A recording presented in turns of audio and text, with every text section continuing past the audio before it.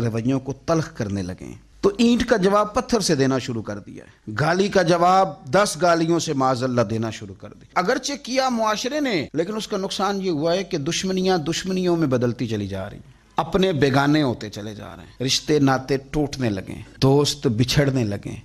اپنے بڑے اپنے تھے پر وہ غیر ہونے لگے، عداوتیں بڑھ گئیں۔ اور اگر ہمارا تھوڑا سا رویہ یہ ہوتا کہ دشمنی کا جواب دشمنی سے نہیں دینا، دشمنی کا جواب تھوڑا سا اچھے طریقے سے دینا ہے، پیار سے دینا ہے اور خوبصورتی کے ساتھ دینا ہے۔ حضرت عقبہ بن عامر رضی اللہ تعالیٰ عنہ ایک صحابی ہیں، وہ کہتے ہیں کہ میں نے حضور سے ایک بات پوچھی بڑی گہری کر کے، تو نبی پاک صلی اللہ تعالیٰ علیہ وسلم نے 3 جملوں میں مجھے جواب دیا۔ آپ فرماتے ہیں کہ اس پر عمل تو میں نے بعد میں کرنا تھا، لیکن جب میں وہ بات سن رہا تھا نا، اس جواب کو جب میرے کان سن رہے تھے تو اس وقت ہی اللہ نے میری روح کو ٹھنڈا کر دیا،